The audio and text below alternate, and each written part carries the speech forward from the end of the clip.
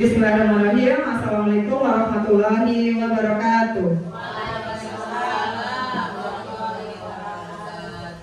Yang terhormat Kepala Sekolah dari Pesantren 01 Ibu Sri Afriningsi SPD MM, dan yang sama-sama kita hormati Wakil Kepala Sekolah dari Pesantren 01 Bapak Arif Budi Rahman SPD, serta yang selalu kita banggakan yaitu Bapak dan Ibu guru semuanya SDN Pesantren 01.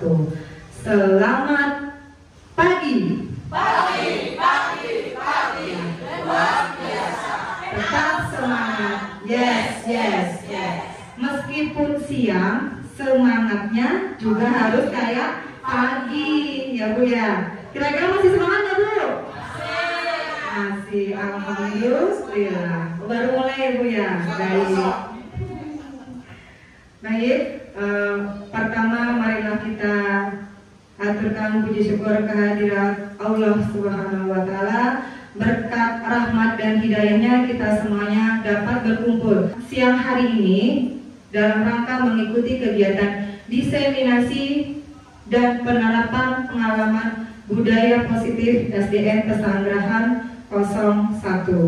Kemudian salawat serta salam selalu kita tujukan kepada junjungan kita Nabi besar Muhammad SAW yang selalu kita tunggu syafaatnya di yaumul akhir. Amin ya rabbal alamin.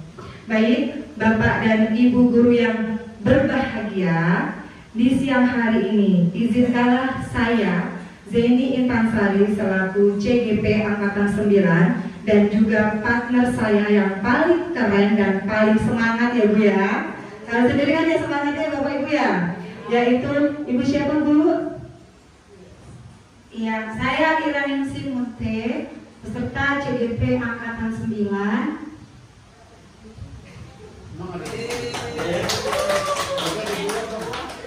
Baik, kami berdua dalam kegiatan ini akan mendiseminasikan kegiatan budaya positif yang kami dapatkan selama mengikuti kegiatan CGP, terutama dalam modul 1.4 terkait dengan disiplin positif.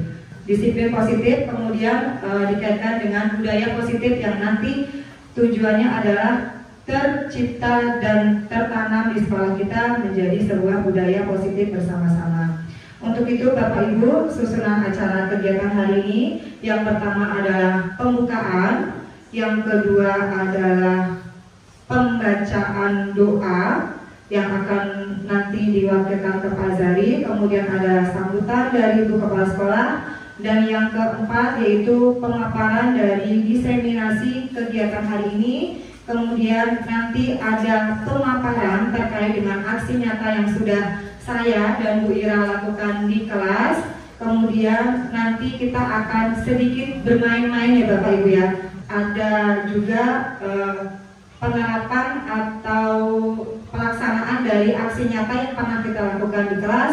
Nanti Bapak Ibu guru biar juga dapat mengimplementasikannya di kelas, seperti itu. Untuk mempersingkat waktu, marilah kita buka kegiatan hari ini dengan membaca basmalah bersama-sama.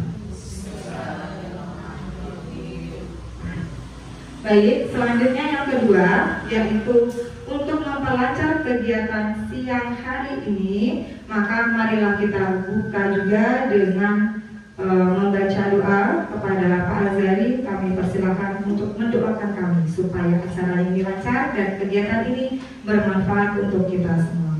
Amin.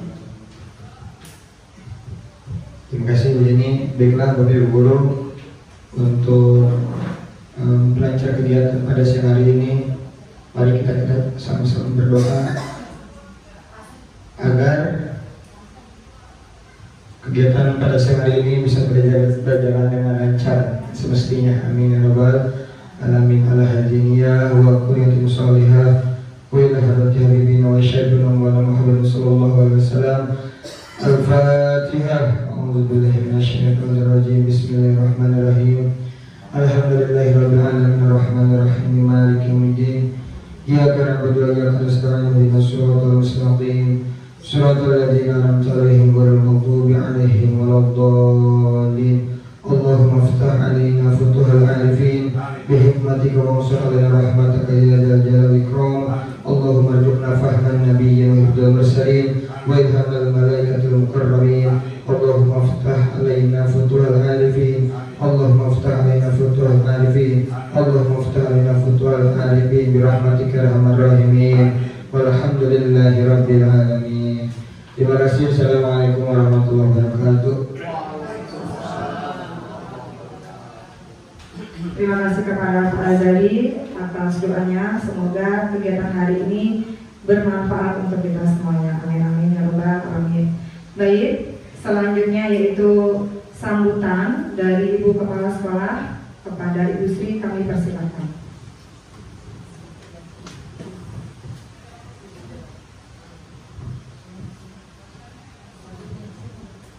Assalamualaikum warahmatullahi wabarakatuh. Selamat siang, salam sejahtera untuk kita semua. Yang sama-sama kita banggakan calon guru penggerak angkatan 9 Ibu Zeni Intan Sari dan Ibu Iraningsi Munte. Yang saya hormati Bapak Ibu Guru SDN Pesanggerahan 01 yang berbahagia. Alhamdulillah, puji syukur kita panjatkan kehadirat Allah Subhanahu wa Ta'ala, Tuhan yang Maha Esa, bahwasannya siang hari ini kita masih diberikan nikmat sehat walafiat, nikmat panjang umur, sehingga kita dapat berkumpul bersama dalam kegiatan diseminasi dan penerapan pengalaman budaya mutu oleh calon guru penggerak SDN Pesanggerahan 01. Saya berpesan pada Bu Zeni dan Bu Ira, mudah-mudahan kegiatan pada siang hari ini lancar dan selalu diberikan kesehatan sampai dengan selesainya proses calon guru penggerak sampai beberapa bulan yang akan datang. Tetap semangat dan teman-teman yang lain untuk dapat bisa mengikuti CGP di angkatan 11. Hari ini pendaftaran terakhir. Mari sama-sama kita dukung kegiatan di siang hari ini. Mudah-mudahan apa yang kita dapat, ilmu yang kita dapat hari ini kita dapat terapkan di kelas masing-masing dan kita dapat berbagi pengalaman, sharing pada siang hari ini. Saya ucapkan terima kasih. Wabillahi taufiq wal hidayah. Wassalamualaikum warahmatullahi wabarakatuh. Baik, terima kasih Ibu Sri atas sambutannya dan juga motivasinya kepada kita semuanya. Untuk selanjutnya, Bapak Ibu, kalau nanti kami bilang guru penggerak, seperti biasa, tergerak, bergerak, menggerakkan. Jangan lupa tangannya seperti ini. Bisa Bapak Ibu? Oke, lebih semangat ya nanti ya. Guru penggerak, tergerak, bergerak, menggerakkan. Masya Allah, semangatnya luar biasa. Ternyata Bapak Ibu SDN Pesanggerahan 01 ini. Tepuk tangan untuk kita semua. Baik, selanjutnya yaitu memasuki acara inti, yaitu diseminasi dan penerapan pengalaman budaya positif di SDN Pesanggerahan 01. Yang pertama akan disampaikan oleh Ibu Ira. Kami persilakan. Terima kasih kepada Ibu Zeni Intan Sari telah membuka acara dan memberikan waktu dan kesempatannya kepada saya. Ya, kegiatan kita hari ini Bapak Ibu yaitu tentang diseminasi dan penerapan pengalaman budaya positif di SDN Pesanggerahan 01. Baik, Bapak Ibu, sebelum kita mulai, kayaknya masih kaku banget ya. Kita tepuk semangat dulu ya, Bapak Ibu. Tepuk semangat. Semangat. Oke, Bapak Ibu, nah mulai terpancar sinar-sinar positifnya ya. Oke, kita lanjut ya Bapak Ibu. Di sini saya akan mengawali kegiatan ini dengan pertanyaan otomatis. Setuju atau tidak setuju? Ya, belum Pak. Baik, untuk pernyataan yang pertama, hukuman dapat mendisiplinkan anak. Setuju atau tidak setuju? Ayo Bapak Ibu yang mengatakan setuju siapa? Yang tidak setuju? Oke, saya bisa mendapatkan ini satu orang dari Bapak atau Ibu yang memilih setuju. Ya, dengan adanya hukuman, setidak-tidaknya anak mendapat reward daripada hukuman itu sendiri untuk tidak mengulang, sehingga apa yang dia lakukan itu tahu bahwa itu salah. Kalau nggak dihukum, dia nggak ngerti, gitu aja. Baik, terima kasih Pak. Terima kasih Pak. Intinya ada efek jerah gitu ya Pak? Oke. Kepada Bapak Ibu yang mungkin tidak setuju? Oke, Pak Asari, silakan. Karena hukuman bukan menjadi jalan atau solusi untuk itu dapat berubah. Oke. Nggak setuju ya? Oke, terima kasih. Betul untuk Pak Asari. Nanti kita lihat Bapak Ibu apa sih sebenarnya setuju atau tidak setuju itu ya. Kemudian yang kedua, memberi stiker baik untuk perkembangan anak. Setuju atau tidak setuju? Kan ada yang kalau kita dikasih bintang, dikasih stiker.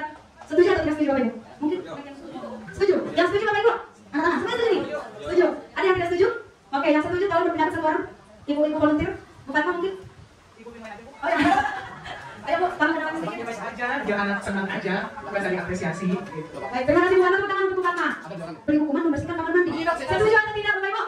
Tidak setuju. Oke Bapak Ibu sepakat ya? Oke, kita lanjut. Apa sih yang akan kita bahas hari ini? Yang akan kita bahas hari ini ada 6 topik, yaitu disiplin positif dan nilai-nilai kebajikan universal, teori motivasi, hukuman dan penghargaan, restitusi. Ketiga, keyakinan kelas. Keempat, kebutuhan dasar manusia dan dunia berkualitas. Kelima, restitusi, yaitu 5 posisi kontrol. Lalu yang keenam, restitusi, segitiga restitusi. Nah, untuk konten yang pertama, disiplin positif dan nilai-nilai kebajikan universal. Nah, di sini kita akan bermain peran Bapak Ibu, yaitu cobalah buka.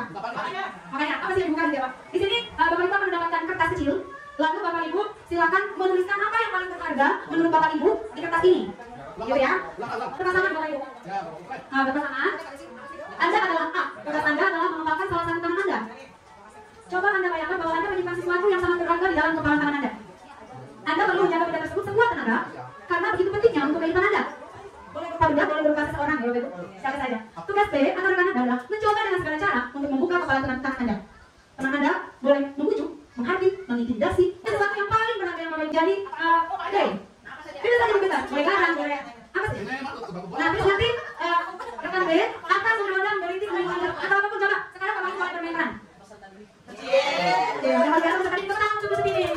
Luar biasa. Ini udah lebih dari pakar ilmu pendidikan. Oke. Kapan berangkat Pak? Virus. Kayaknya nggak sampai kayak ujian sih Pak. Kayaknya semuanya berharga ya Pak. Oke, ya Bapak Ibu. Oke, sekarang kita Bapak Ibu rekannya melakukan apa saja. Kita kan ya Bapak Ibu. Nah, melakukan apa saja supaya temannya mau buka. Nah, misalnya saya kasih apa, boleh kasih apa? Oke, kita ya Bapak Ibu ya. Gimana? Siapa yang membuka tangannya? Ada yang membuka nggak? Berhasil membuka.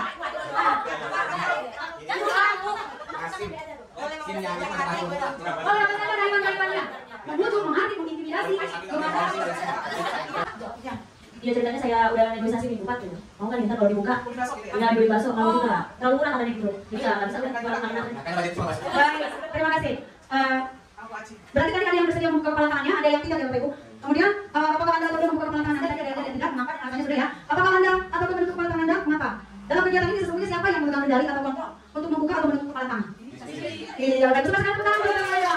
Jadi Bapak Ibu yang mengambil pelajaran dari kegiatan bermain peran ini adalah yang berhak mengontrol diri kita adalah diri kita sendiri, bukan orang lain. Seperti itu ya Bapak Ibu. Nah di sini ada perubahan paradigma oleh Nilai Dewata dalam membangun budaya positif sekolah dapat menyediakan lingkungan yang positif, aman dan nyaman agar siswa mampu berpikir, bertindak dan mencipta dengan merdeka, mandiri dan bertanggung jawab. Artinya di sini sekolah itu hanya memfasilitasi ya Bapak Ibu. Sebenarnya bukan mengontrol siswa, tapi menuntun siswa dan memfasilitasi siswa memberikan lingkungan yang positif, aman dan nyaman.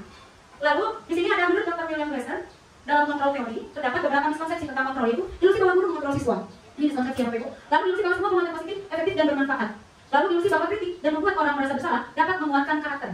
Yang keempat, ilusi bahwa orang dewasa memiliki hak untuk memaksa.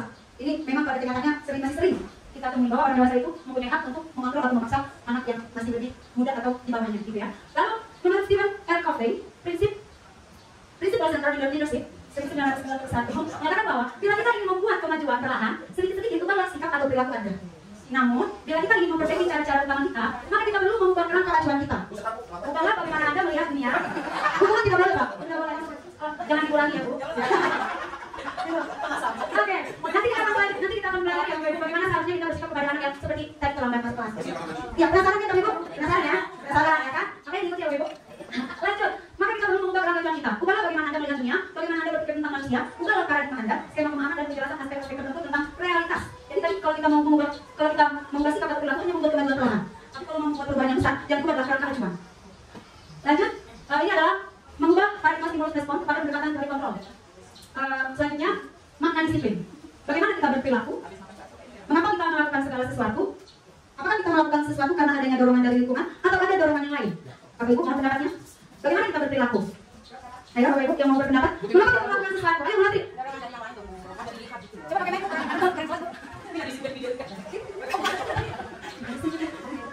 Ayo berpendapat. Iya. Apakah kita melakukan sesuatu karena ada dorongan? Tadi sudah dijelaskan karena ada dorongan dari lingkungan atau ada dorongan yang lain ya? Sebenarnya, oke, maka pada disiplin. Menurut Bapak Ki Hajar Dewantara menyatakan bahwa untuk menciptakan siswa yang merdeka, maka syarat utamanya harus mempunyai disiplin yang kuat, yaitu disiplin diri yang berasal dari internal, jadi faktor dari dalam diri siswa. Jika tidak mempunyai motivasi internal, maka diperlukan motivasi eksternal atau orang lain untuk mendisiplinkan dirinya. Kita ketahui ya Bapak Ibu, faktor-faktor yang mempengaruhi belajar siswa itu ada dua, yaitu faktor internal dan faktor eksternal. Faktor internal itu yang mereka kuat dan bertahan lama, yaitu faktor internal atau intrinsik, yaitu dalam diri siswa. Orang lain atau lingkungan itu hanya pendukung, dan itu biasanya tidak bertahan lama dan tidak abadi. Lanjut, nilai-nilai kebajikan universal. Di sini kita membahas nilai-nilai kebajikan, yaitu nilai-nilai kebajikan yang disepakati bersama lepas dari suku, bangsa, agama, bahasa maupun latar belakangnya. Beberapa institusi organisasi pendidikan telah memiliki nilai-nilai kebajikan yang diyakini dan disepakati bersama. Salah satunya adalah nilai-nilai kebajikan yang dicapai oleh setiap anak Indonesia yang dikenal dengan profil pelajar Pancasila. Seperti yang telah dicanangkan oleh pemerintah kita saat ini, yaitu karakter sesuai dengan profil pelajar Pancasila. Jadi nilai-nilai kebajikan itu adalah bersifat umum, terlepas dari suku, agama, bahasa maupun latar belakang. Nah, profil pelajar Pancasila seperti kita ketahui ada 6 karakter, yaitu beriman dan bertakwa kepada Tuhan Yang Maha Esa dan berakhlak mulia. Kedua, mandiri. Ketiga, bernalar kritis. Keempat, berkebinekaan global, bergotong royong dan kreatif. Bahkan ada lagunya ya Bapak Ibu, kawan? Nah, ada belajar Pancasila, beriman dan bertakwa pada Tuhan Yang Esa dan berakhlak mulia, berkebinekaan global, gotong royong, mandiri, kreatif dan bernalar kritis. Nah, itu. Mohon maaf seperti itu ya Bapak Ibu. Ayo cukup saja ya. Nah, ya oke kita lanjut. Atau Bapak Ibu begini juga? Oke. Oke baik. Kita masuk ke topik yang kedua, yaitu teori motivasi, hukuman dan penghargaan serta restitusi. Motivasi perilaku manusia. Nanti itu langsung sini. Beda topik ya. Oke, yang pertama, perilaku manusia itu berperilaku atau bertindak pada 3 motivasi. Motivasi yang pertama untuk menghindari ketidaknyamanan atau hukuman. Mungkin kita sendiri atau anak-anak sering kita temui bahwa takut mengerjakan karena takut dihukum guru, dalam karena takut dihukum guru. Yang kedua, untuk mendapatkan imbalan atau penghargaan dari orang lain. Misalnya tadi dikasih stiker, dikasih hadiah atau pujian dan lain sebagainya. Lalu yang ketiga, untuk menjadi orang yang mereka inginkan dan menghargai diri sendiri dengan nilai yang mereka percaya. Sebenarnya menurut Bapak Ibu dari 3 motivasi ini mana yang paling tinggi tingkatannya? Yang ketiga ya Bu. Yang ketiga, ya betul sekali. Yang ketiga itu adalah untuk menjadi orang yang mereka inginkan, bukan karena takut hukuman atau bukan karena ingin mendapatkan imbalan atau penghargaan. Jadi tadi ketika kita flashback dengan pertanyaan pemantik di awal, kalau memberikan stiker kepada murid itu setuju atau tidak setuju? Tidak setuju ya Bapak Ibu. Jadi sebenarnya itu hanya pada motivasi yang kedua, mendapatkan imbalan ya atau penghargaan dari orang lain. Ada juga yang dia tidak dihukum. Oke, selanjutnya tujuan disiplin positif. Tujuan disiplin positif adalah untuk menanamkan motivasi kepada semua siswa agar mereka menjadi orang yang mereka inginkan dan menghargai diri sendiri dan dengan nilai-nilai yang mereka percaya. Motivasi ini berasal dari diri siswa atau internal sehingga akan berdampak jangka panjang dan tidak akan terpengaruh dengan adanya hukuman dan hadiah. Gitu ya. Karena kalau karena hadiah, ketika nanti dia bertemu dengan guru lain yang tidak memberikan hadiah, saya nggak kasih hadiah gitu. Ya, kita lanjut. Menurut Anda, dari ketiga jenis motivasi tadi, motivasi manakah yang saat ini paling banyak mendasari perilaku murid-murid Anda di sekolah? Coba Pak, motivasi apa? Karena takut dihukum atau menjadi orang sendiri tadi. Baik, terima kasih Pak Samsul. Tentang Pak Samsul. Atas waktu dan kesempatannya, kira-kira Bapak Ibu semuanya masih semangat? Masih dong. Coba semangatnya, tepuk semangat.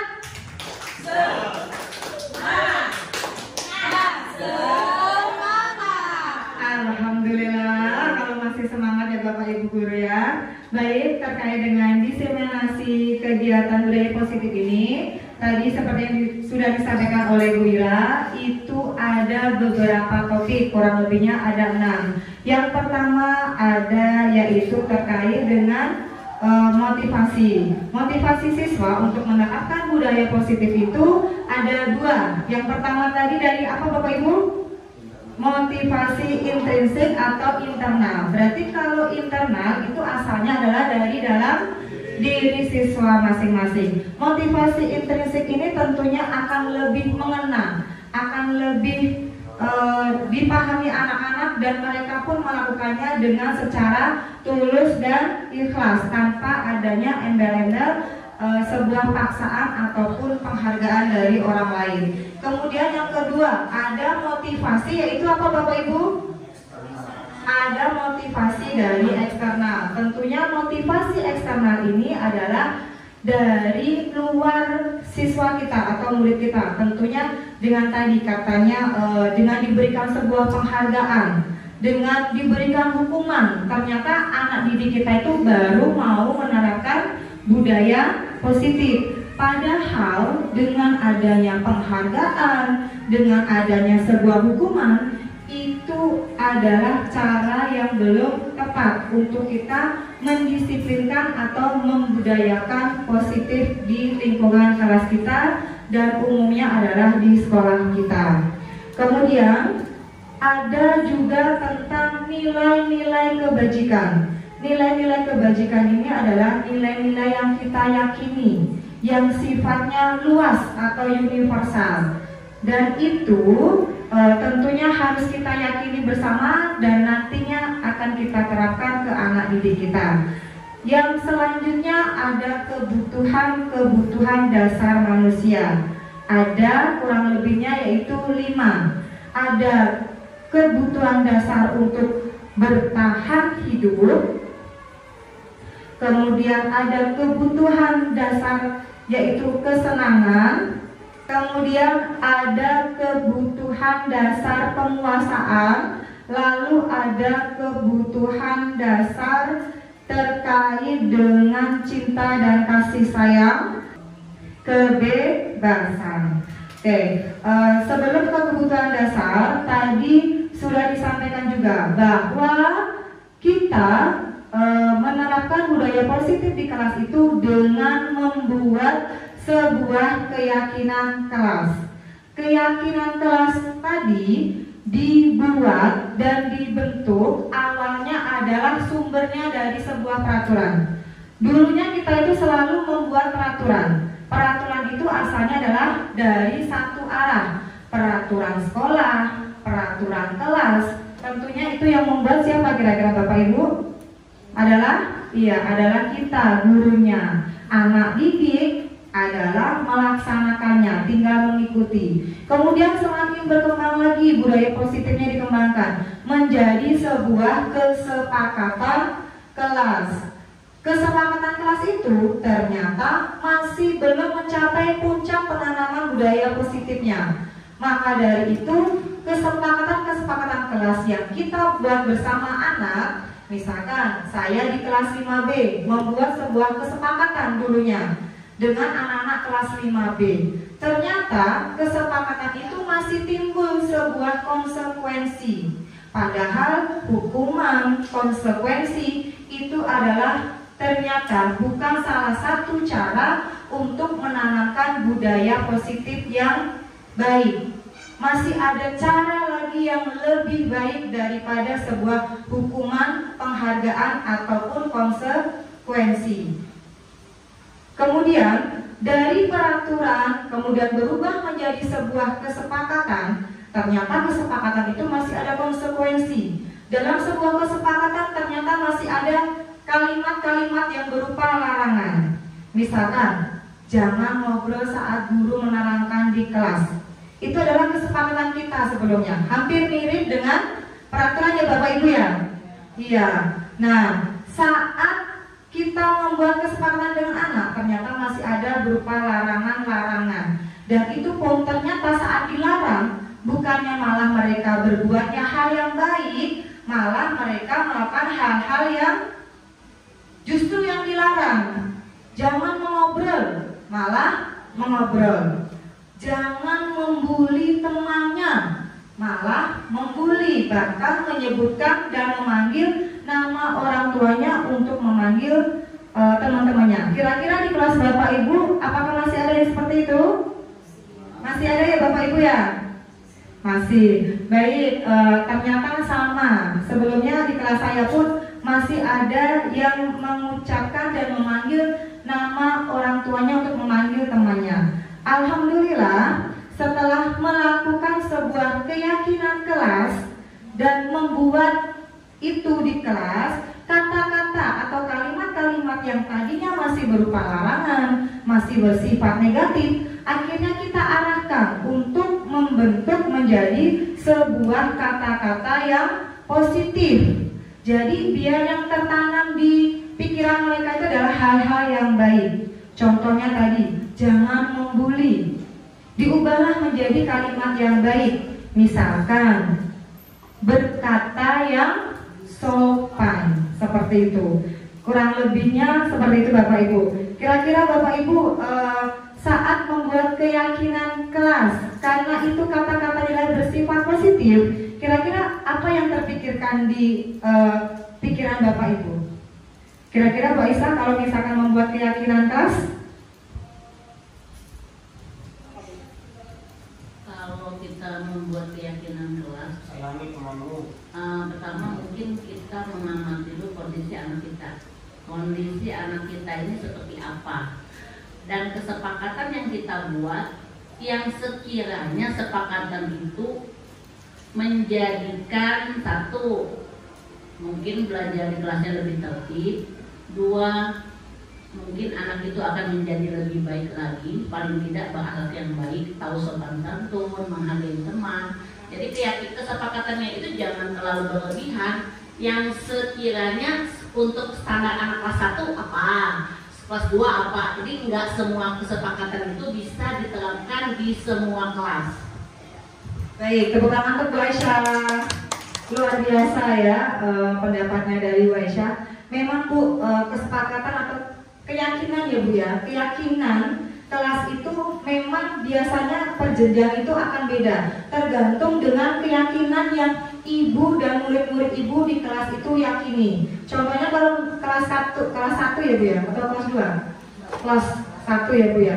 Misalnya kelas 1 dibuatlah sebuah keyakinan bersama. Anak-anak nanti diminta nulis, misalkan boleh langsung ke papan tulis. Kira-kira apa nak yang ingin kita yakini, ingin kita tanamkan selama di kelas 1 ini? Seperti itu. Bisa juga diberikan sebuah post-it. Kalau di kelas saya kemarin memakai post-it. Begitu juga mungkin di kelasnya Bu Ira memakai post-it. Kalau kelas 1 misalkan di post-it itu ada suatu hal yang menarik bagi anak-anak, boleh dipergunakan. Jika memang misalkan medianya tidak ada, bisa langsung menulisnya di papan tulis. Dari keyakinan-keyakinan yang dituliskan oleh anak-anak yang sudah bersifat positif, nanti kita simpulkan kira-kira mana yang bisa kita pakai dan kita terapkan di kelas kita untuk menjadi sebuah keyakinan kelas. Dan keyakinan kelas ini tentunya benar-benar harus diyakini bersama-sama. Apabila terjadi sesuatu di kelasnya, misalkan terjadi suatu masalah, ternyata ada anak yang terlambat, misalkan ada anak yang berantem dengan temannya, kembali lagi semuanya ke keyakinan kelas yang sudah dibuat tadi dan sudah diyakini oleh anak-anak. Seperti itu ya Bapak Ibu. Kemudian selanjutnya ada kebutuhan dasar manusia. Tentunya kita hidup ini untuk memenuhi sesuatu nggak Bapak Ibu? Iya, kira-kira apa kebutuhan Bapak Ibu? Bekerja itu untuk apa Bu? Untuk perut. Berarti kalau perut hubungannya dengan kaki. Badan. Iya, berarti perut itu hubungannya adalah dengan makanan. Berarti kita ada kebutuhan untuk bertahan hidup. Ya Bapak Ibu, nah itu adalah salah satu contoh kebutuhan dasar manusia yang tentunya sampai kita banting tulang ya Bapak Ibu untuk mendapatkan sebongkah berlian katanya ya. Baik, selanjutnya ada sebuah pertanyaan pemantik di sini Bapak Ibu ya. Ibu Ambar adalah guru wali kelas 2A di SD Pelita Hati. Sedang bingung menghadapi ulah salah satu murid di kelasnya yang bernama Doni. Beberapa anak di kelas 2A telah datang padanya dan mengeluhkan bahwa Doni ini seringkali meminta bekal makan siang mereka dengan paksa. Jika Anda menghadapi situasi seperti Ibu Ambar, apa yang akan Anda lakukan? Kemudian menurut Anda, kira-kira apa alasan Doni melakukan hal tersebut? Bagaimana Bapak Ibu? Kira-kira bisa dipahami? Nah, siapa yang mau berpendapat? Silahkan. Kira-kira kalau sebagai Ibu Ambar, apa yang akan kita lakukan? Ibu Desi?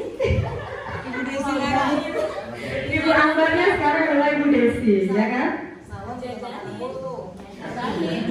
Sebenarnya 2A itu Bu Aisyah. Tapi sebetulnya yang seperti Doni itu ada di kelas saya. Iya, pastinya yang pertama saya lakukan adalah bertanya dulu ya, kenapa dia melakukan seperti itu. Apakah ada alasannya karena lapar, karena iseng, atau ada hal-hal lain seperti itu. Lalu nanti treatmentnya di setiap alasan dia akan berbeda. Menurut saya seperti itu. Luar biasa, super ya kan. Terima kasih Bu Desi atas pendapatnya. Baik, di sini adalah apa yang akan dilakukan Ibu Ambar dalam situasi bahwa ada salah satu anaknya yang sering mengambil makan siang temannya secara paksa. Ternyata kalau Bu Desi sebagai Ibu Ambar, Bu Desi menanyakan, kenapa kok bisa mengambil makanan teman-temannya? Berarti karena apa sebenarnya Bapak Ibu? Iya, bisa jadi lapar, terus tidak punya uang, kemudian bisa jadi juga tidak membawa bekal. Nah, berarti itu yang bisa jadi juga apa Bu? Menurut Bu Mam bisa jadi juga suatu kebiasaan. Nah, tentunya apa yang dilakukan Doni ini adalah sebenarnya untuk memenuhi kebutuhan dasar dia, yaitu kebutuhan dasar yang pertama adalah apa Bapak Ibu kira-kira? Lapar. Lapar berarti apa? Bertahan. Iya, betul. Untuk memenuhi kebutuhan bertahan hidup. Kemudian terkait dengan itu didapatkan bahwa kebutuhan dasar manusia itu ada 5. Yang pertama adalah kebutuhan bertahan hidup, kemudian kebutuhan cinta dan kasih sayang. Kebutuhan ini menganggap dirinya bisa diterima di masyarakat. Terkadang anak-anak kita ini Bapak Ibu ya, termasuk anak-anak yang kurang perhatian, sehingga saat di sekolahan mereka luar biasa sekali cari perhatian ke teman-temannya, cari perhatian ke guru-gurunya dengan melakukan suatu hal yang mungkin terkadang di luar nalar ya Bapak Ibu ya, karena untuk mencari sebuah perhatian dan merasa diterima di lingkungannya. Kemudian yang ketiga ada kebutuhan penguasaan, yaitu kebutuhan pengakuan atas kemampuannya. Contoh, kayak misalkan ada murid yang pinter, terkadang ada yang pengen diakui banget ya Bapak Ibu ya, saya ini termasuk pinter loh Bu, gitu. Bu, mana istilahnya penghargaannya, saya sudah datang pagi misalkan. Kalau tadi ada penghargaan berupa stiker dan lain-lain, nah ini sebenarnya terkait dengan kebutuhan pengakuan atas kemampuannya juga. Kemudian yang keempat ada kebutuhan kebebasan, yaitu kebutuhan akan pilihannya, yang mana anak-anak ini tentunya pengen sekali diberikan kebebasan ya Bapak Ibu ya. Saat di kelas nanti sudah dibikin atau dibuat keyakinan, ternyata mereka masih saja pengen juga diberi sebuah kebebasan. Pas waktu Bapak Ibu gurunya misalkan sedang ada kegiatan kedinasan, katanya jam kos, ya kan Bapak Ibu ya. Kalau anak zaman sekarang bilangnya jam kos ya. Padahal masih ada juga Bapak Ibu guru lain yang mengampu di kelas tersebut. Tapi karena mereka pengen memenuhi kebutuhan kebebasannya tadi, makanya mereka happy banget kalau dibilang jam kos. Padahal masih ada Bapak Ibu guru yang lain. Selanjutnya adalah kebutuhan kesenangan, yaitu kebutuhan untuk merasa senang. Kira-kira Bapak Ibu sekarang ini senang apa tidak? Senang nggak Pak? Senang. Selalu jadi senang. Baik, terima kasih Bapak Ibu ya sudah membuat saya dan Bu Ira hari ini senang ya atas kehadirannya. Saya harap Bapak Ibu guru semuanya juga senang mengikuti kegiatan hari ini. Senang ya Bu?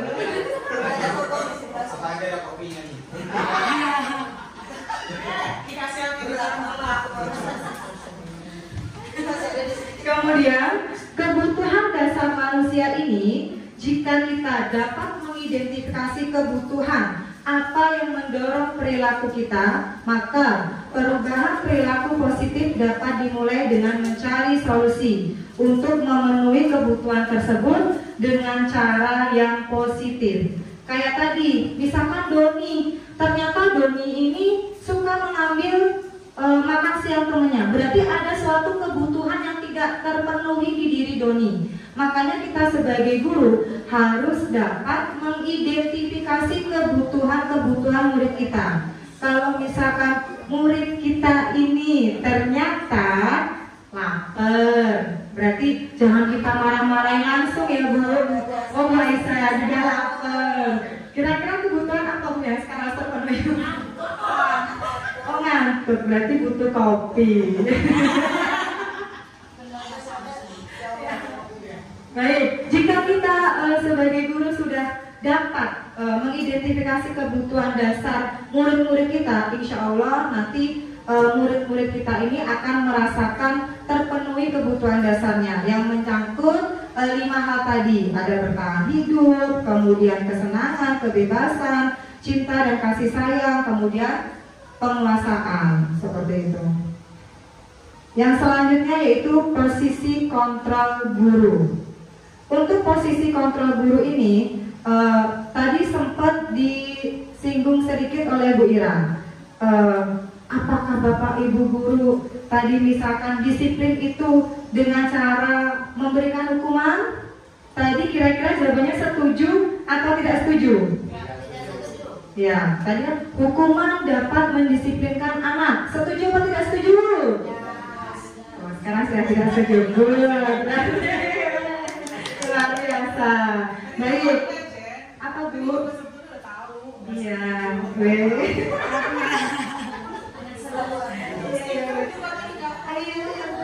Keren. Masya Allah emang guru-guru di sini ya. Untuk posisi kontrol ini tentunya adalah posisi kita sebagai guru saat menyelesaikan atau menangani permasalahan-permasalahan murid kita. Apakah kita ini akan menjadi seorang penghukum? Apakah kita nanti berperannya sebagai teman ataupun yang lainnya? Di sini ada sedikit pertanyaan pemantik. Kira-kira terlihat nggak Bapak Ibu? Terlihat ya? Mau dibaca sendiri atau? Oh, bacain. Oke, Tisa dan Hana dipanggil masuk ke ruangan Ibu Dewi. Wali kelas 6. Ya.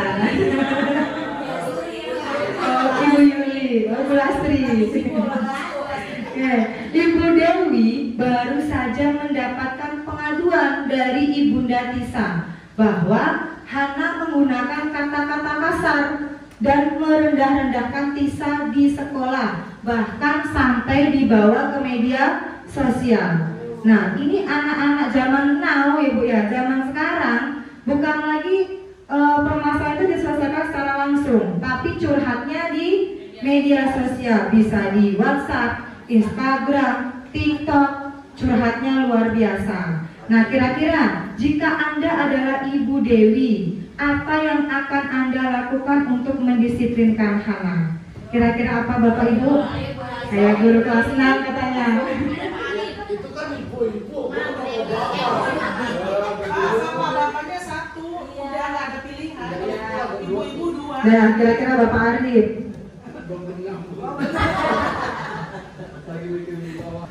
Jika saya menjadi Ibu Dewi, yang saya akan lakukan untuk mendisiplinkan Hana adalah pertama mungkin dicari tahu dulu ya kenapa masalahnya Hana ini sampai menggunakan kata-kata kasar dan merendahkan temannya di sosial media gitu. Terus kemudian juga menasehati Hana supaya dapat bijak untuk menggunakan sosial media gitu. Baik, terima kasih Bu Yuli. Tepuk tangan buat Bu Yuli, luar biasa. Baik, nah seperti yang disampaikan Bu Yuli tadi, mencari tahu dulu, mengidentifikasi kira-kira apa penyebabnya. Kemudian ternyata Bu Yuli menasehati bahwa ternyata sikapnya Hana ini kurang baik, apalagi sampai menyampaikannya di media sosial. Nah, kira-kira apa hubungannya dengan posisi kontrol? Oke, posisi kontrol itu adalah suatu program disiplin positif yang berpusat pada murid yang dikembangkan oleh Den Goosen dengan pendekatan restitusi yang disebut dengan 5 posisi kontrol. Bahwa tadi saat dijelaskan oleh Bu Ira pun itu ada pembahasan restitusi juga. Restitusi itu adalah suatu cara untuk memperbaiki diri dari suatu kesalahan. Sekarang kita fokusnya ke posisi kontrol. Di posisi kontrol ini guru menempatkan dirinya ada 5. Ada sebagai penghukum, di mana di posisi penghukum ini biasanya memberikan hukumannya berupa fisik atau kata-kata. Misalkan kayak tadi dicontoh, lari lapangan 10 kali saat terlambat. Terlambat masuk ya Bu ya, bukan saat jam PJOK. Itu tadi merupakan konsekuensi hukuman atau restitusi. Sebuah hukuman karena tidak ada kaitannya. Selain dengan hukuman fisik, biasanya penghukum ini menggunakan kata-kata. Kata-kata yang menghardik sifatnya, kata-kata yang kasar biasanya. Telat lagi, misalkan seperti itu ya. Kemudian indikatornya nada suaranya tinggi, kemudian bahasa tubuhnya, misalkan nunjuk, Surya, gitu. Dari mana aja kamu baru masuk? Seperti itu ya, berarti nadanya tinggi dengan bahasa tubuh yang bisa jadi dengan menunjuk murid tersebut. Kira-kira kalau Bapak Ibu ada di posisi anak itu, apa yang Ibu rasakan? Kaget, terus? Takut. Apa Bu? Malu, terus? Apa Pak? Takut, trauma. Nah, itulah yang mungkin bisa aja terjadi dengan anak-anak kita saat kita menempatkan diri sebagai penghukum. Kemudian pembuat rasa bersalah. Guru menggunakan keheningan yang membuat orang lain merasa tidak nyaman, merasa bersalah atau rendah diri. Berarti indikatornya adalah dengan nada suara memelas. Kemudian halu, sedih, bahasa tubuhnya merapat pada anak. Misalkan, contohnya Bu Selby ini adalah murid yang terlambat. Misalkan namanya Lani gitu ya. Lani, kenapa kamu terlambat? Sudah terlambat, tidak bawa buku lagi. Lani. Nah, berarti kata-katanya itu lembut, memelas, tapi membuat anak semakin merasa bersalah nggak Bu? Iya, seperti itu. Kemudian ada posisi kontrol, di mana ini menggunakan hubungan baik antara dirinya sebagai guru dengan muridnya. Terkadang saat kita menempatkan diri sebagai posisi kontrol sebagai teman, anak-anak itu cenderung apa Ibu? Kira-kira Bu? Kalau kita menempatkan diri sebagai teman, anak-anak bisa merasa nyaman. Selain nyaman, apa Bu Desi? Lebih terbuka, lebih jujur. Lebih. Baik, terima kasih Bu Desi. Nah, informasi atau pendapat dari Bu Desi, lebih terbuka, lebih nyaman, berani berkata jujur ke Bapak Ibu gurunya. Tapi ada hal yang negatifnya nggak Bapak Ibu? Kalau kita menempatkan diri sebagai teman bagi murid-murid kita, kira-kira apa? Apa Bu Aisyah?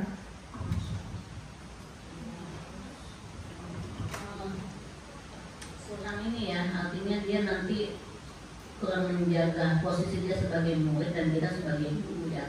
Lingkungan nggak boleh juga. Kalau menempatkan murid seperti yang kita sama teman juga tidak boleh juga. Tidak bolehnya kira-kira karena apa Bu? Nanti menyepelekan tugas atau hal-hal yang mestinya dia taati, dia memudahkan, udah Bu lupa Bu gitu. Jadi nggak ada rasa takut. Iya, betul sekali. Terima kasih Bu Desi dan Bu Aisyah atas pendapatnya. Dua-duanya luar biasa. Tepuk tangan. Baik, sebenarnya posisi kontrol sebagai teman ini pun ternyata juga masih belum baik ya Bapak Ibu. Karena saat kita merasa sebagai teman, murid-murid kita ini terkadang malah lepas kontrol. Kadang ya tidak boleh sebut merek dulu ya Bu. Baik, terkadang malah lepas kontrol, akhirnya tidak menghargai Bapak Ibu gurunya. Terkadang, udahlah Bu, nanti aja, nanti saya kerjain kok Bu, udah ya Bu, nanti ya Bu, gitu ya. Jadi malah gurunya kurang Kurang apa kira-kira Bapak Ibu? Kurang dihargai sama murid tersebut. Ya, kemudian posisi kontrol yang keempat yaitu sebagai pemantau. Posisi pemantau ini berdasarkan pada peraturan-peraturan yang berlaku di sekolahnya ataupun di kelas dan juga konsekuensinya. Berarti didasarkan sama peraturan yang ada. Indikatornya nada suaranya datar, bahasa tubuhnya yang formal. Contohnya saat ada anak yang datangnya terlambat, kembali lagi selalu ke peraturan. Kenapa nak kamu datangnya terlambat? Kan peraturan di sekolah ini masuk jam 6.30. Kenapa kamu masih terlambat? Misalnya seperti itu. Jadi dikembalikan semuanya ke peraturan-peraturan sekolah ataupun kelas yang ada seperti itu.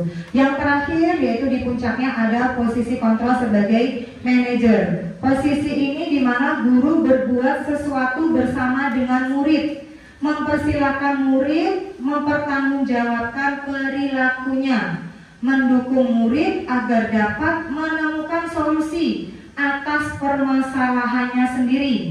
Jadi kalau murid itu ternyata berbuat suatu kesalahan, guru itu bukan langsung menghakimi, bukan langsung membuat dia merasa bersalah, bukan juga menempatkan diri sebagai teman. Udah nggak apa-apa kamu telat, gitu misalnya. Ya, kemudian bukan juga sebagai pemantau. Posisi yang paling ideal itu adalah di posisi manajer, yaitu siswa dapat mempertanggungjawabkan perilakunya dan akan berusaha untuk memperbaiki dirinya sendiri. Indikatornya nada suaranya tulus, bahasa tubuhnya tidak kaku, mendekat ke murid. Selanjutnya di sini ada sedikit video terkait dengan posisi kontrol guru.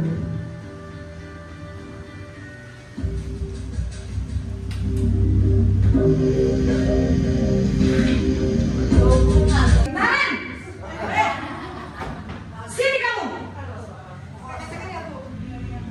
Selamat pagi Bu. Selalu terlambat. Kamu deh, pasti terlambat. Maaf Bu, saya Apa? Apa coba? Alasan kamu apa lagi? Kapan sih kamu tidak terlambat? Malas sekali ya kamu jadi anak. saya Dasar pemalas.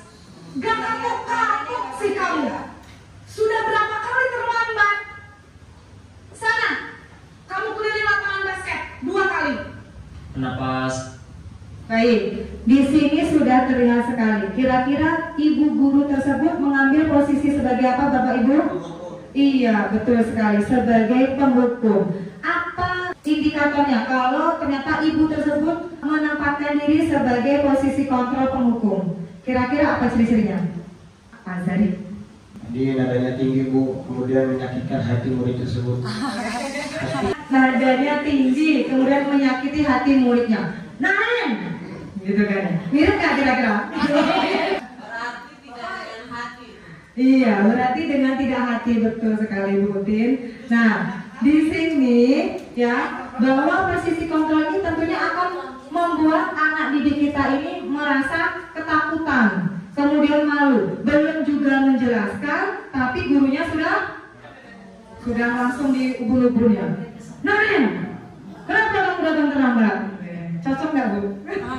Jadi kayak artis nih. Lanjut, kemudian posisi yang kedua.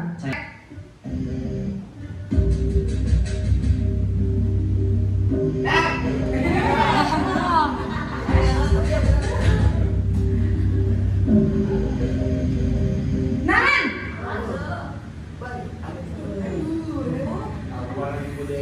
selamat pagi Bu.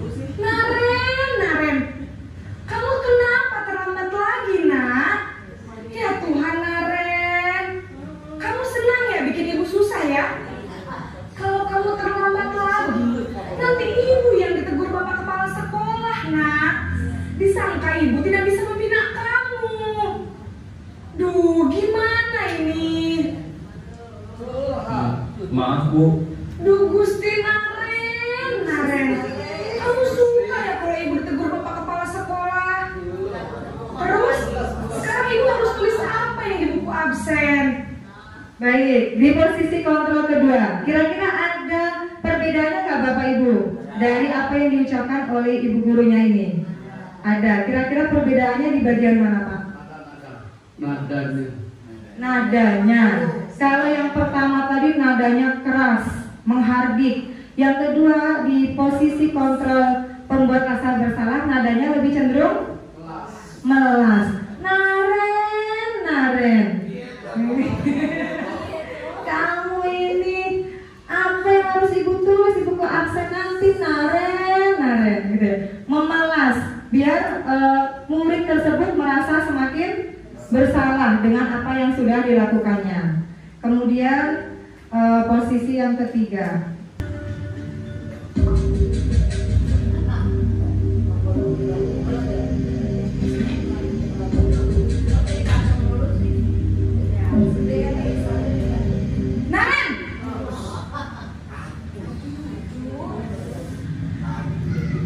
Selamat pagi Bu. Wah, sudah jam berapa ini nak? Terlambat lagi ya sayang. Iya Bu, habis ibu saya lupa bangunkan saya Bu. Kamu malah menyalahkan ibu kamu. Kamu bukannya anak yang larinya paling kencang. Kok terlambat sih? Jadi biarpun saya lari kencang, tetap gak kekejar Bu. Ya sudah sana. Nanti lain kali larinya lebih kencang lagi ya, biar gak terlambat. Abu. Nah, lihat di posisi teman. Kira-kira obrolan ibu dengan murid tersebut terlihat berbeda lagi nggak Bapak Ibu? Iya, lebih santai nggak? Iya, lebih santai. Demi ibu, terus bahasanya pun Naren sayang, gitu kan? Ya, berarti menempatkan diri sebagai teman. Dan posisi Naren pun saat tadi ibu lihat kira-kira bagaimana posisi badannya Bapak Ibu? Apakah dia nunduk atau bagaimana? Enggak, dia apa? Iya, santai sambil menggoyangkan badannya karena memang merasa yang tadi bisa aja merasa nyaman. Tapi tentu saja dengan sikap yang salah itu juga harus diperbaiki. Kemudian sudah sana masuk ke posisi kontrol yang keempat. Naren!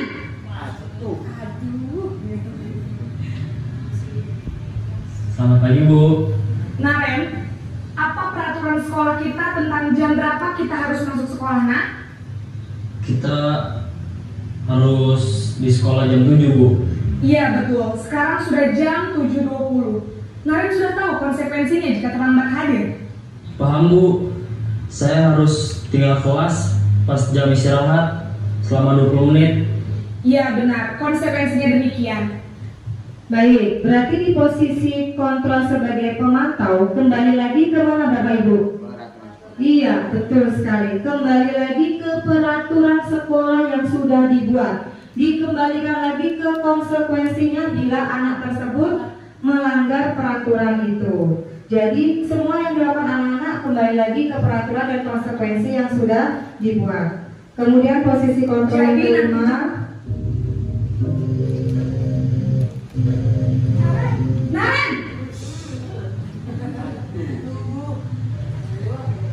Diadu dulu ya Bu ya. Selamat pagi Naren. Maaf Bu, saya terlambat. Iya, sekolah masuknya jam 7, sekarang sudah jam 7.20. Jadi sekarang bagaimana ini Naren? Maaf Bu, saya lupa setel alarm saya semalam. Baiklah, menurut kamu, keyakinan sekolah yang mana yang perlu kamu tingkatkan? Menghargai diri sendiri dan orang lain mungkin ya Bu. Setuju. Jadi, apakah Naren meyakini prinsip saling menghormati tersebut? Iya Bu, saya meyakininya. Apakah Naren bersedia memperbaiki masalah keterlambatan ini? Bersedia Bu. Bagaimana kamu akan memperbaiki masalah keterlambatan ini? Saya akan coba untuk tidak lupa menyetel alarm saya Bu. Baik, kalau Naren lupa menyetel alarm di rumah, ada orang yang kira-kira bisa bantu mengingatkan tidak? Ada Bu, kakak saya, Kak Emma. Ada lagi selain Kak Emma? Selain Kak Emma, ada ibu saya. Baik, jadi yang mengingatkan Naren adalah Kak Emma dan ibu kamu ya? Kira-kira akan mulai setel alarm kapan nih Naren? Setelah pulang sekolah, akan segera saya lakukan. Baik, jadi Naren akan setel alarm untuk bangun besok pagi dan akan diingatkan oleh kakak dan ibunda Naren ya. Ada lagi yang mungkin perlu dilakukan Naren agar tidak terlambat bangun lagi? Tidak ada, Bu. Baik Naren, terima kasih untuk kerjasama kamu. Sekarang kamu perlu kembali ke kelas untuk belajar. Baik, sekarang adalah di posisi terakhir, yaitu posisi kontrol sebagai manajer. Kira-kira di situ bagaimana bahasa dari ibu guru tersebut, bapak ibu guru yang dipakai oleh ibu tersebut? Kira-kira seperti apa bapak ibu? Iya, bahasanya lebih halus. Kira-kira terlihat tulus nggak bapak ibu? Tulus nggak bapak ibu? Iya, terlihat tulus. Kemudian mengarahkan anak tersebut untuk mempertanggungjawabkan apa yang sudah dia lakukan sesuai dengan keyakinan kelas ataupun sekolah kita, yaitu sesuai dengan keyakinan yang sudah dibuat dan disepakati bersama seperti itu. Kemudian manajer itu tentunya ada pembeda-bedanya, ada dari nadanya, bahasa tubuhnya atau gaya tubuh dari bapak ibu gurunya, kemudian cara penyampaian itu juga akan berbeda seperti itu.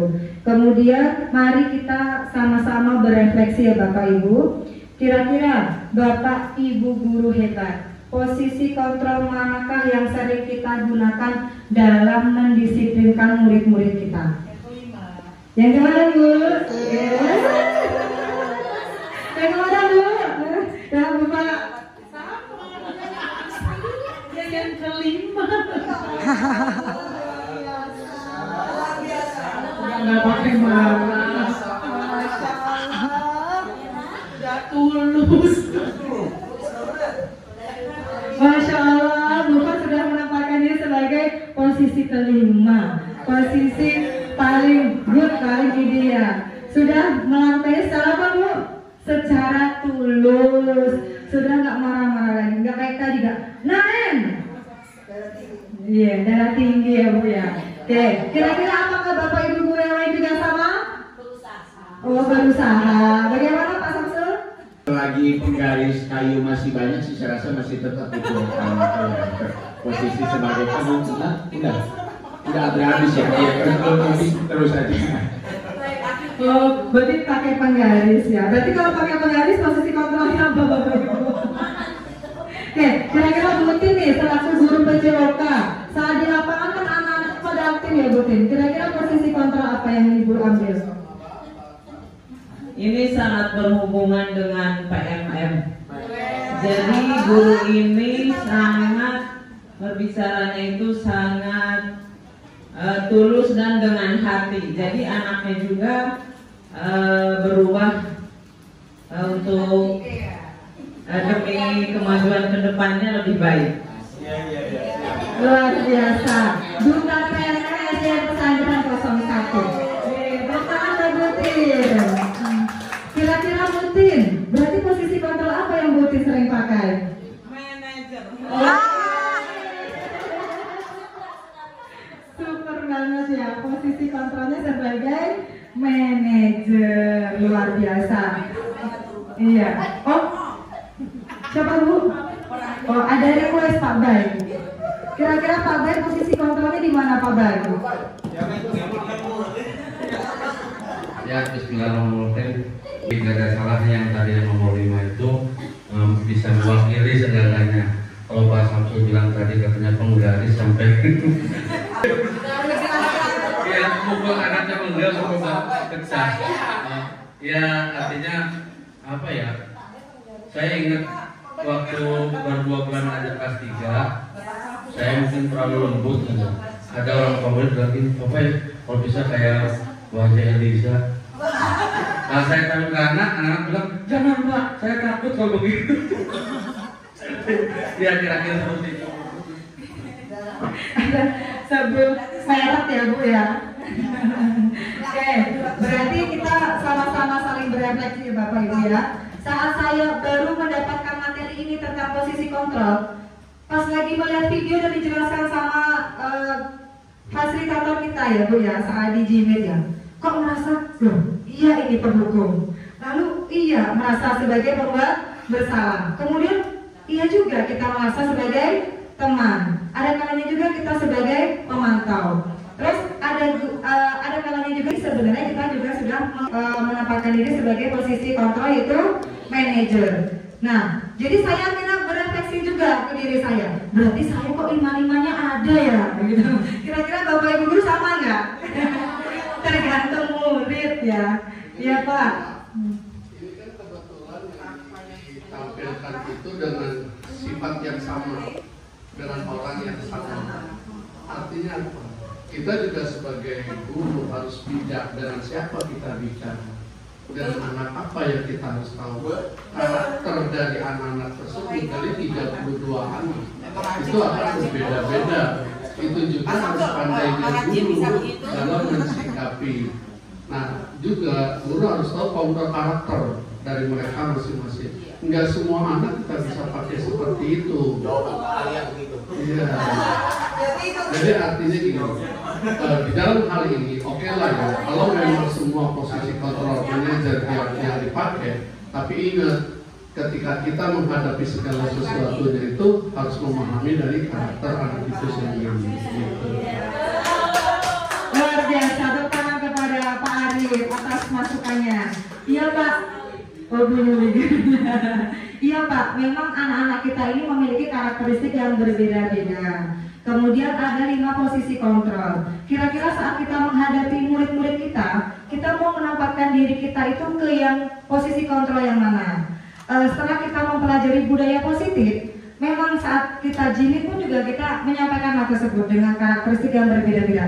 Tapi untuk membentuk suatu budaya positif di kelas kita, di sekolah kita, berarti kita kayak memulai dari diri kita sendiri untuk menanamkan diri kita sebagai manajer, yaitu mengarahkan anak untuk lebih bertanggung jawab dan memperbaiki dirinya sendiri, seperti itu Pak. Makasih ya Pak Arif. Iya, betul sekali. Ya benar, tidak semudah apa yang kita katakan dan mudah banget diaturnya dengan satu ini kontrol ini. Sedangkan dia sendiri kan nggak ngerti global. Kayak kurikulum, sorry deh aku ambil kurikulum merdeka belajar. Kemampuan pemerintah aja di dalam menganalisa masyarakat itu nggak mampu. Kenapa? Masyarakat karakter Indonesia itu berbeda-beda sehingga timpangnya kan kejauhan. Dia tuh cuma bisa ngambil garis besar aja. Dia sendiri nggak pernah terjun ke bawah, cuma membatasi diri dengan satu masukan-masukan dari orang-orang yang dianggap ahli. Nah itu yang sangat disayangkan. Oleh karena itu kalau menurut saya sih, bagaimana kita mensikapi aja untuk dengan siapa kita bicara. Kalaupun memang ada niat satu tujuan untuk memperbaiki diri atau untuk mengangkat sesuatu anak itu menjadi harimau yang bisa berkarakter yang bagus, ya itu kita juga harus pandai membaca situasi dan kondisi yang harus kita pelajari. Gitu. Baik, terima kasih Pak Arif. Pertama sekali lagi untuk Pak Arif, ya. Iya Bapak Ibu, memang semuanya tidak semudah membalikkan telapak tangan. Kayak orang goreng tempe, makan langsung balik, seperti itu ya. Memang semuanya butuh proses, seperti itu Bapak Ibu ya. Bagaimana Pak Samsul, ada masukan? Kalau menurut saya dari 5 fungsi kontrol tadi, paling tidak kan seperti yang Pak Arif bilang, kita tidak bisa membaca semudah itu. Paling tidak kita tidak menjadi yang pertama, karena 4 fungsi kontrol tersebut disesuaikan dengan kondisi dan karakter siswanya. Jangan sampai meskipun kondisi siswa seperti apapun, kita tidak menjadi fungsi kontrol sebagai penghukum. Menurut saya seperti itu. Paling tidak 4 yang lain masih bisa kita gunakan untuk mendisiplinkan siswa kita itu. Betul sekali Pak Samsul. Terima kasih atas pendapatnya. Pertama sekali lagi Bapak Samsul. Ya. Baik, memang Bapak Ibu ya, semuanya memang tidak semudah itu, semuanya butuh proses. Makanya kita sama-sama belajar di sini, sama-sama belajar untuk menanamkan budaya-budaya positif di kelas kita dan di sekolah kita. Semoga apa yang kita pelajari hari ini nanti bisa kita terapkan dan kita bisa menentukan posisi kontrol yang mana yang sebaiknya kita lakukan untuk menangani anak-anak kita, seperti itu. Kemudian kesimpulannya, bila kita menginginkan murid-murid kita ini menjadi manusia yang merdeka, mandiri dan bertanggung jawab, maka kita perlu mengacu pada restitusi yang dapat menjadikan murid kita ini seorang manajer bagi dirinya sendiri. Jadi anak tersebut bisa bertanggung jawab pada dirinya, bisa mengatur dirinya, bisa memperbaiki kesalahan-kesalahan yang memang dia perbuat dengan mengarahkannya ke keyakinan yang mereka yakini, seperti itu. Kemudian diajak untuk menganalisis kebutuhan dirinya maupun kebutuhan orang lain. Di sini penekanannya adalah bukan pada kemampuan membuat konsekuensi, namun dapat berkolaborasi dengan murid bagaimana memperbaiki kesalahan yang ada. Jadi guru dan murid sama-sama berkolaborasi untuk memperbaiki dirinya saat dia berbuat kesalahan. Kemudian ada segitiga restitusi. Ini topik terakhir ya Bapak Ibu ya. Masih semangat Ibu Ibu, Bapak-bapak? Nah, luar biasa, mantap ini ya. Lanjut.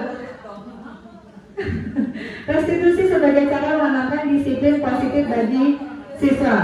Menurut dosen, restitusi itu merupakan suatu proses menciptakan posisi bagi siswa untuk memperbaiki kesalahan mereka, sehingga mereka bisa kembali ke kelompoknya dengan karakter yang lebih kuat.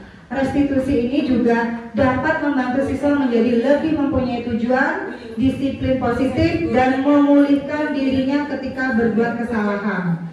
Kemudian restitusi ini menguntungkan korban dan si pembuat salah. Jadi sama-sama menang, win-win solution kayak gitu ya. Kemudian ada ciri-ciri restitusi. Di sini yang pertama adalah restitusi itu berupa tawaran, bukan paksaan. Kayak tadi, bagaimana kamu dapat memperbaikinya, Naren? Nah itu kan gurunya memberikan sebuah tawaran kepada anak tersebut untuk memperbaiki kesalahannya. Kemudian restitusi itu menuntut untuk melihat ke dalam dirinya. Kira-kira dirinya bisa memperbaikinya dengan cara apa?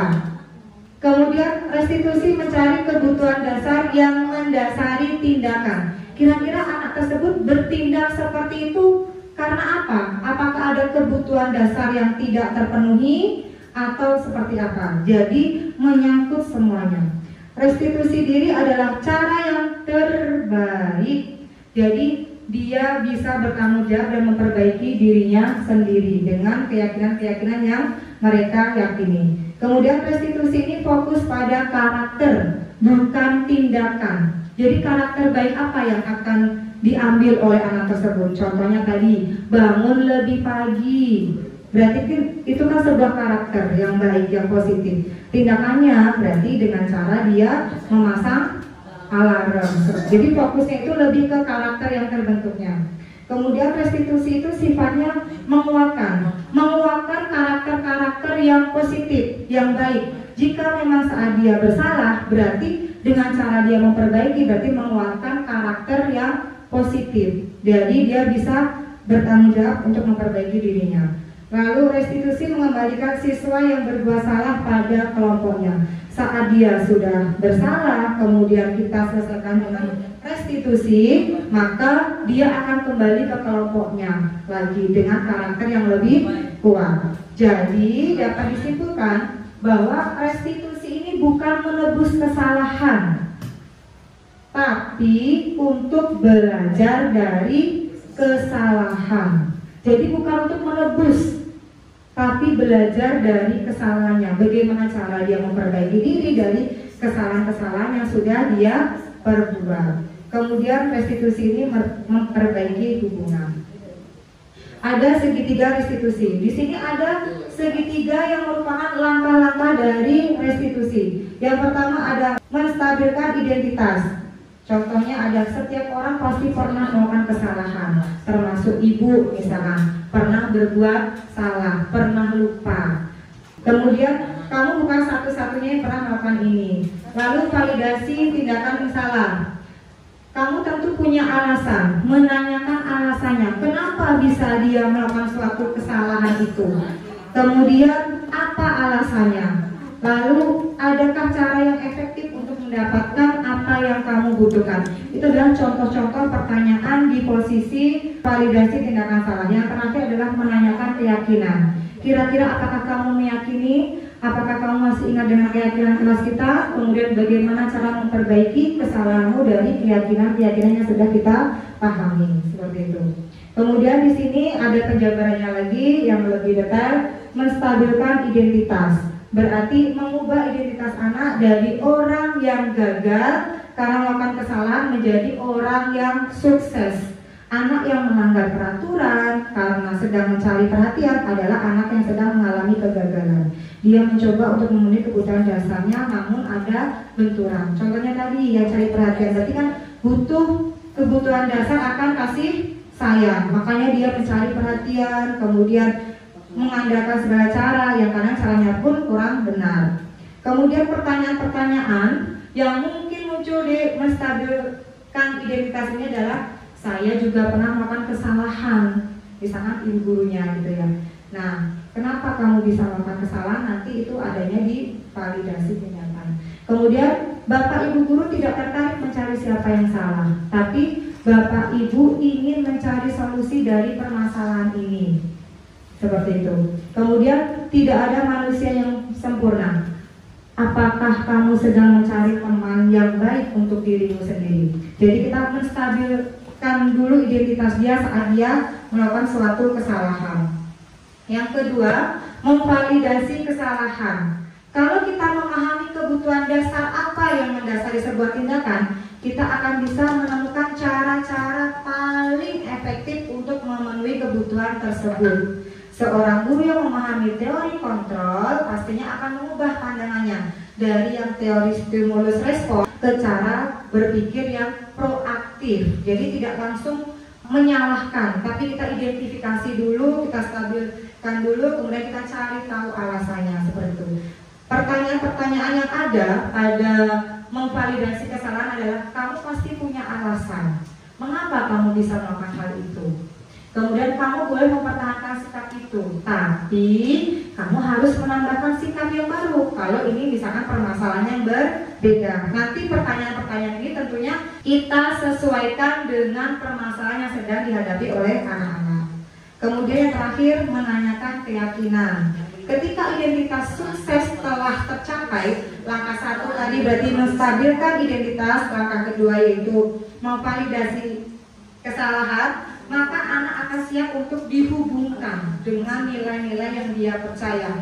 Dan dia percaya tadi adalah suatu keyakinan yang sudah diyakini bersama-sama dan berpindah menjadi orang yang dia inginkan. Nah, pertanyaannya, apa keyakinan kelas yang kita sepakati dan kita yakini? Kemudian apa nilai-nilai umum yang telah kita percayai? Kamu mau jadi orang yang seperti apa nak ke depannya? Kemudian apa bayangan kita tentang kelas kita yang ideal? Tentunya pertanyaan-pertanyaan tentang menanyakan keyakinan ini sesuai nanti dengan permasalahan yang kita hadapi. Jadi kita kembali lagi mengkonfirmasi anak-anak itu terhadap keyakinan yang sudah kita buat bersama dengan anak-anak.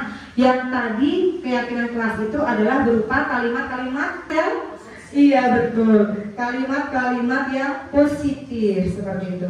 Kemudian di sini ada contoh segitiga restitusi. Saya menampilkan sedikit ya Bapak Ibu terkait dengan yang pernah kita lakukan di kelas. Ini adalah saat masuk ke kelas ternyata saya menjumpai misalkan ada 2 orang anak yang sedang marah-marahan karena salah satu anak tersebut merusak satu temannya.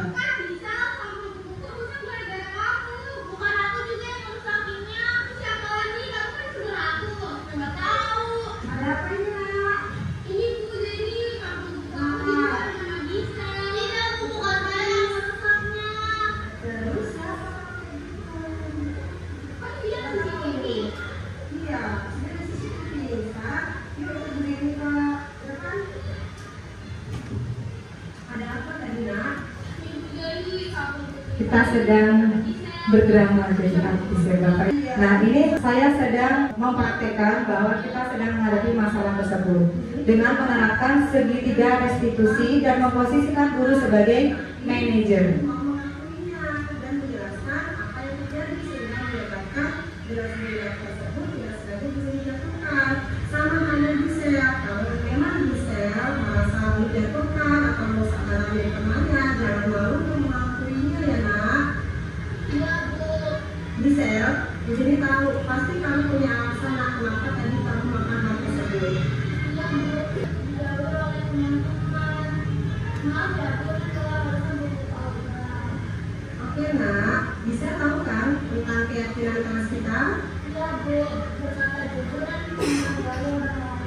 Iya, betul sekali bisa.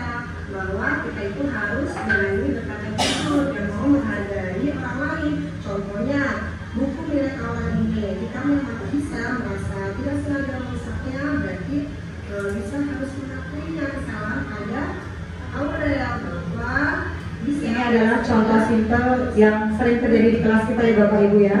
Saling menghargai orang lain, sama halnya bisa menghargai Aurel. Seperti itu ya. Lalu jika bisa meyakini keyakinan kelas itu, kira-kira apa yang akan bisa lakukan untuk memperbaiki kesalahan bisa ini? Saya akan minta maaf ke Aurel dan membantu bukunya yang telah rusak.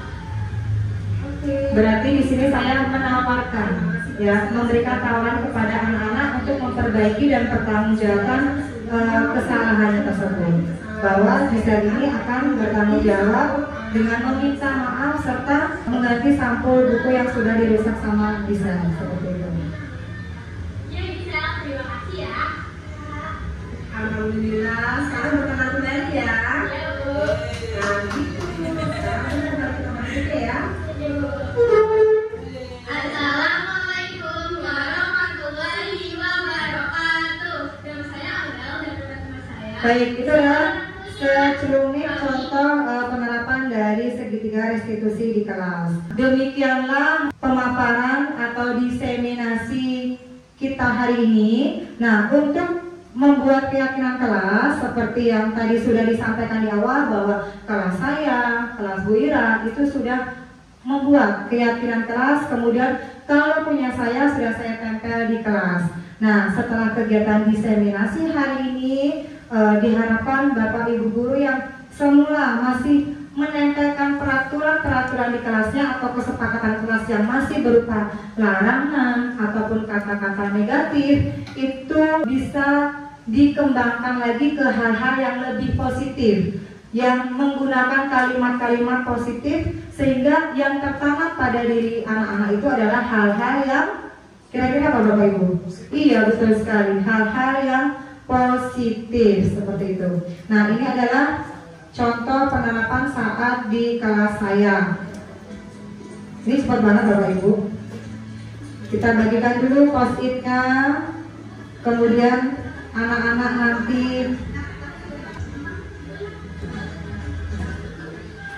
nanti mungkin bisa di ATM, amati, tiru, dan modifikasi ke kelasnya Bapak Ibu guru masing-masing seperti itu. Biar yang tadinya masih berupa larangan atau kata-kata negatif sudah akan mengarah ke hal-hal yang positif agar anak-anak memiliki keyakinan yang sama di setiap kelas. Seperti itu, Wira?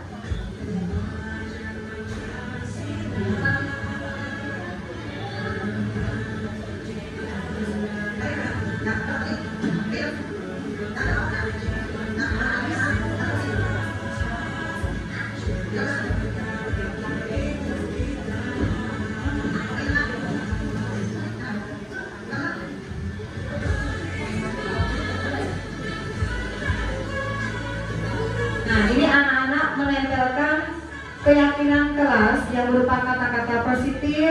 Ternyata saat sudah diarahkan untuk menuliskan kata positif, anak-anak ini ternyata masih ada yang menuliskannya berupa larangan atau suatu hal yang negatif. Contohnya, tidak boleh memanggil nama orang tua. Padahal itu kata-katanya masih berupa larangan atau negatif. Jadi diarahkan ke hal yang positif seperti itu. Jadi setelah menempelkan hal-hal yang positif yang sama yang mereka yakini, kita sepakati untuk dibuat menjadi sebuah keyakinan kelas seperti itu. Kemudian dari hal yang sama itu kita tuliskan, lalu kita susun, kemudian nanti akan disetujui karena ini adalah ide-ide dan pendapat dari mereka masing-masing seperti itu. Kemudian saya meminta salah satu bantuan dari saya untuk membantu menuliskan keyakinan kelas tersebut.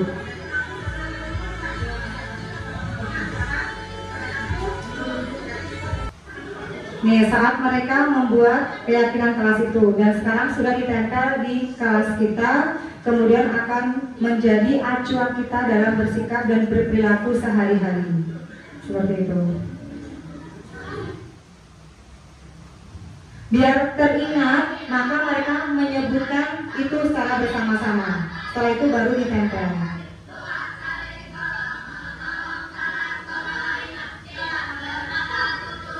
Ini dipercepat ya Bapak Ibu suaranya.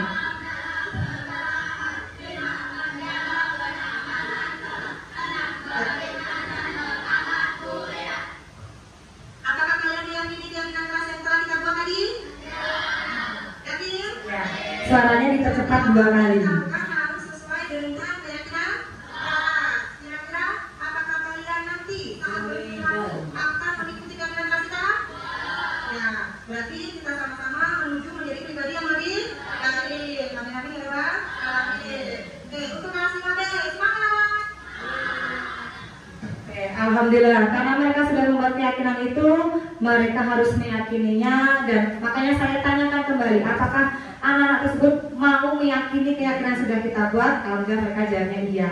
Semoga kedepannya dapat melaksanakannya dan menerapkannya dalam kehidupan sehari-hari. Karena apapun yang mereka lakukan harus berdasarkan pada keyakinan kelas, seperti itu. Baik Bapak Ibu guru hebat, untuk keyakinan kelas ini nanti apabila Bapak Ibu sudah membuatnya di kelas, nanti mohon untuk didokumentasikan ya Bapak Ibu ya. Nanti kami minta dokumentasinya jika memang Bapak Ibu guru hebat sudah mulai membuat keyakinan kelas. Jika Bapak Ibu guru merasa itu suatu hal yang penting, kita harap sama-sama kita menanamkan budaya positif ini bersama-sama.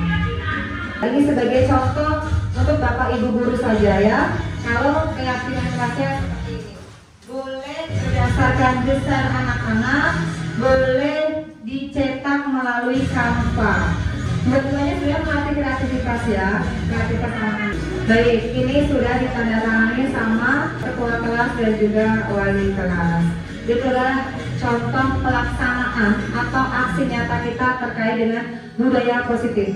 Penerapan budaya positif ini tidak harus yang luar biasa, suatu hal yang besar Bapak Ibu ya. Kita mulai dulu dari hal-hal yang kecil.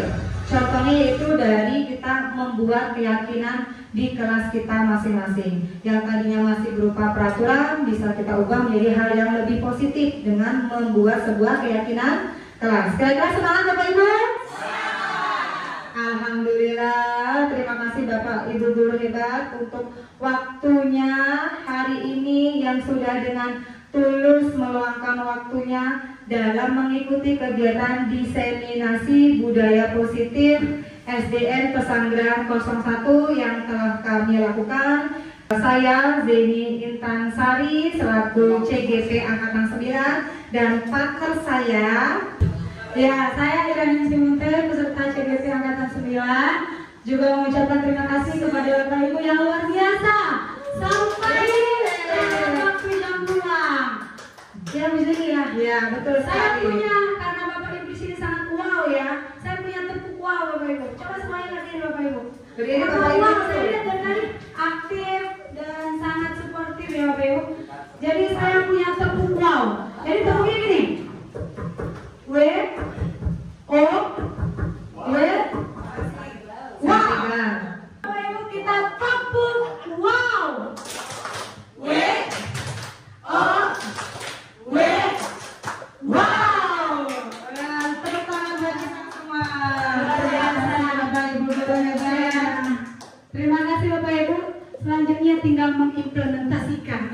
Ya, betul sekali. Bapak Ibu guru hebat, terima kasih atas waktunya. Sekali lagi kami ucapkan, apabila ada kekurangan dari kami, harap dimaklumin karena tidak ada manusia yang sempurna.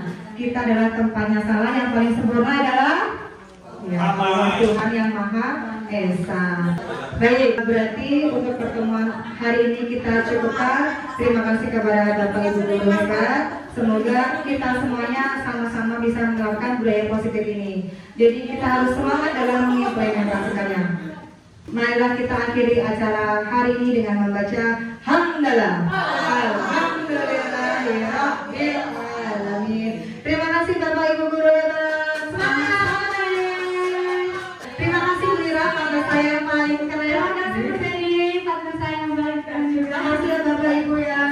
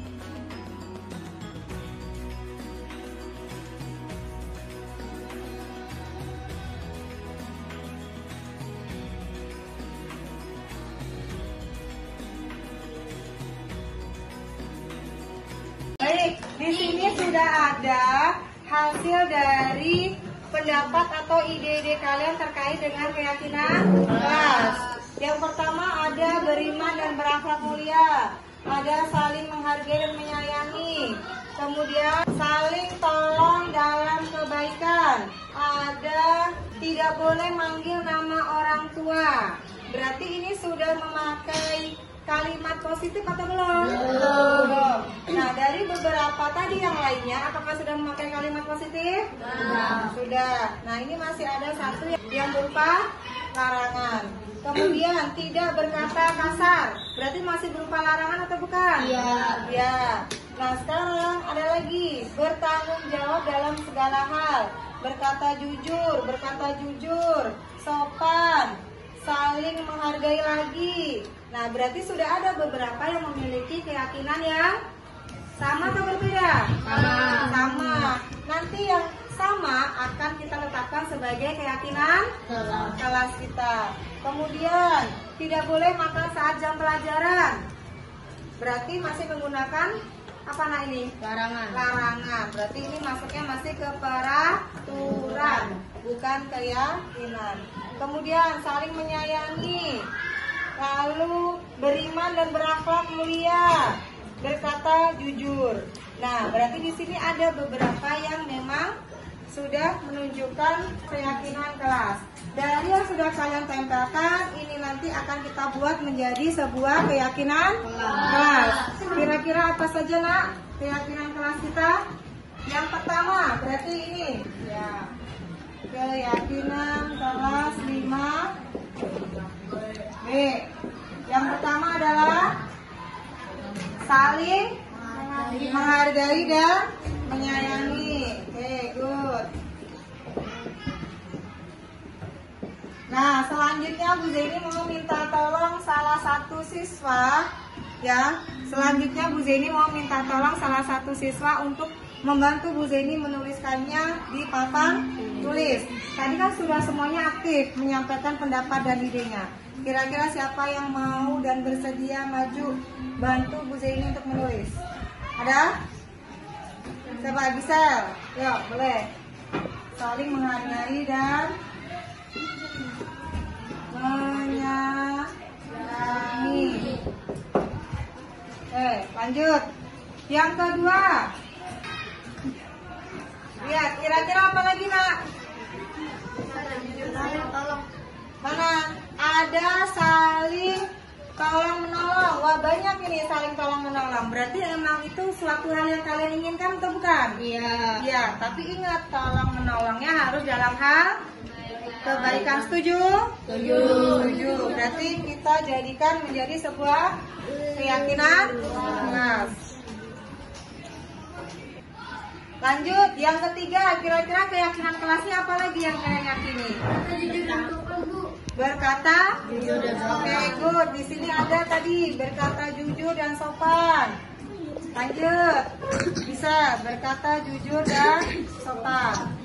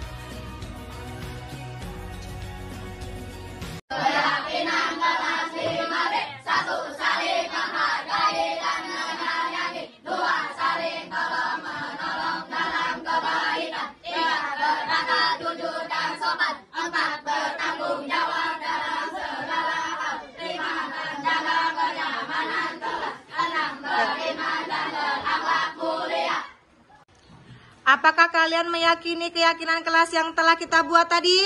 Ya.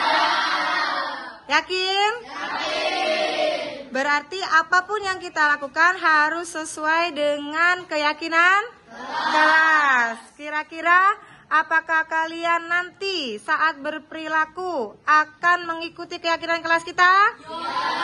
Ya, berarti kita sama-sama menuju menjadi pribadi yang lebih baik. Amin amin ya rabbal alamin. Oke, untuk kelas 5B, semangat!